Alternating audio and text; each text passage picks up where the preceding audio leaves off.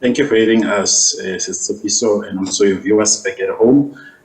We clearly appreciate and commend our members who received awards during the Excellence Awards, which happened in the Western Cape. And it was not only in the Western Cape, throughout the provinces, the very same awards were held, as it happens throughout the year, once a year actually.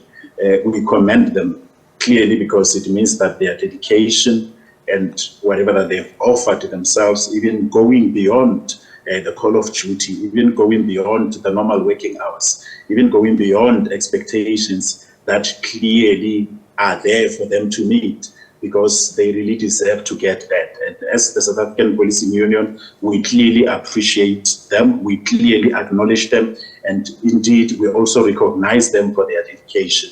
And further, it means to us that they have travailed through challenges that are existing. And when we look at the security cluster as a whole, or looking into policing at large, we've got our DCS, or correctional services, whom we've seen there that members continue to be killed as well, like members of the SAPS who continue to be killed. As we have seen, we've lost quite a lot during December. Some were even killed on Christmas Day, where we've lost 2 members. So members at the DCS, they continue to be killed by prisoners there, but we don't hear anything coming from the minister who is responsible thereof. It looks like it is just a norm, and it gets to worry us because they form part of policing, and those members, they dedicate their lives. And we are saying that those prisoners who are found guilty of having killed members of the correctional services, they should be not awarded even any form of parole. And going further into traffic, we see the challenges that traffic is faced with. Our traffic police are being knocked down left and right and center by vehicles. They lose their lives as well during the call of duty, whilst they are there on the road, making sure that South Africa is safe on the roads. And as we are there, we need to really discourage normalizing the issue of the alcohol intake, because it also contributes to the issues of policing. The 0.05 mil that is being utilized as a standard, international standard, indeed in South Africa, it is our view that we should not have, because it really contributes to the challenges that we have in policing. Speaking of the challenges, as you're saying, you would love to see much more appreciation from your superiors, but I'd want to talk about police officers themselves as walking, talking PR for the sector. Unfortunately, we've seen in those awards there are those who should be regarded heroes, as in the Jesse Hess example, where crimes are solved, but it's unfortunate that you have instances where the police themselves are the criminals. So how do you deal with it as Sapu, when, as the adage goes, spoiled potatoes or bad apples in the pack actually create that impression of you as a whole, that this is what you're like, that you abuse citizens, you steal from them. Sometimes you have police officers who rape people who are coming to them for help, or who, you know, are involved in heists, who themselves are involved in hijacking people. So how do you turn that around?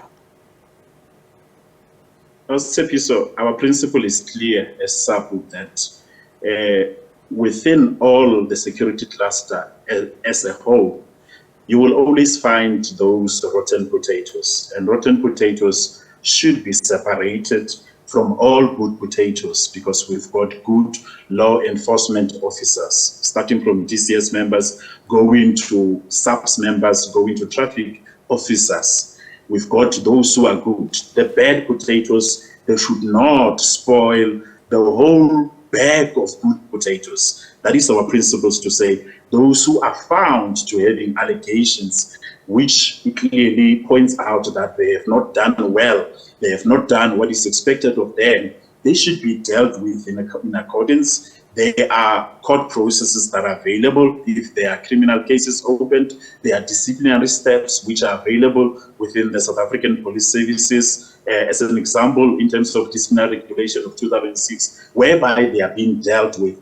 But focus should not be on the bad potatoes, because when we looked at what happened in the Western Cape, clearly we can see that majority of our members are doing well.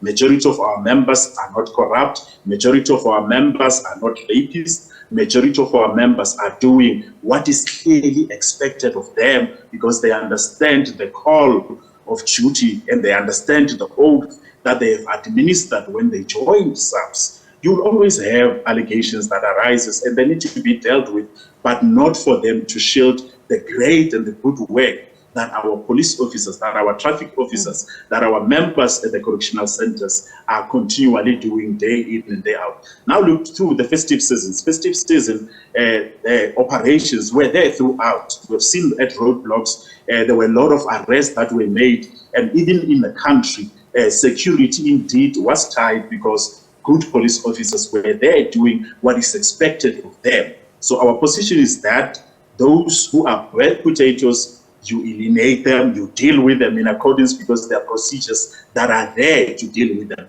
But our focus should be on the good work that our officers are doing out there, dedicating their lives, even sacrificing their lives, as we have seen. We lose police officers who continue to be killed. We lose traffic officers who continue to be knocked down and to be shot at the roads whilst they are there to check at our vehicles, when they are there to ensure that we arrive alive at our destination.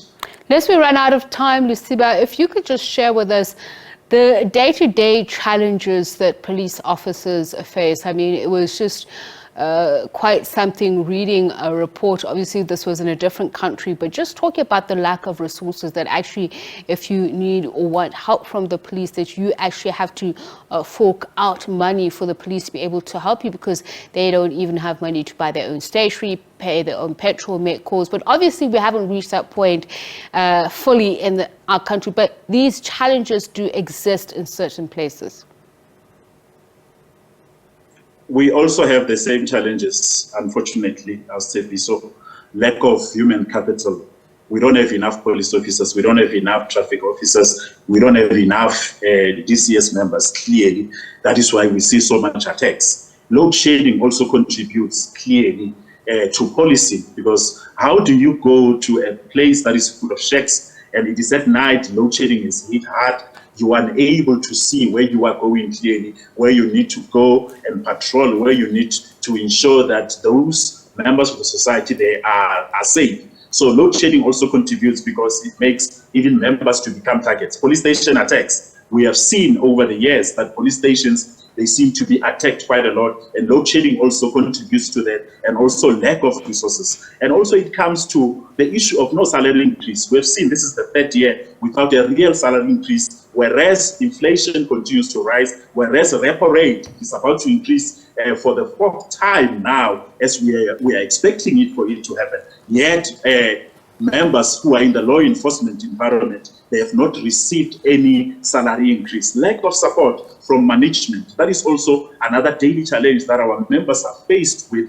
whereby there is no support clearly in terms of employee health and wellness, and also in terms of where they need protection. If there's anything that happened whilst they were performing their duties, management will fold their hands and not give our members support. Lack of promotion policy. Our members wait for around 11 to 12 years to be promoted to the next rank. There is no upward mobility thereof. There is no growth, because promotion also goes with the issue of salary. So those are some of the challenges that our members are clearly faced with, and we've seen the repercussions or even the impact of COVID-19, where we've lost quite a lot of members, meaning that we don't have enough manpower. One police officer has to do a work that is supposed to be done by even more police officers, not even in terms of the standards of the United Nations ratio in terms of policy. The one that is being applied now, it is not even feasible. It makes our members to be vulnerable. They end up being killed.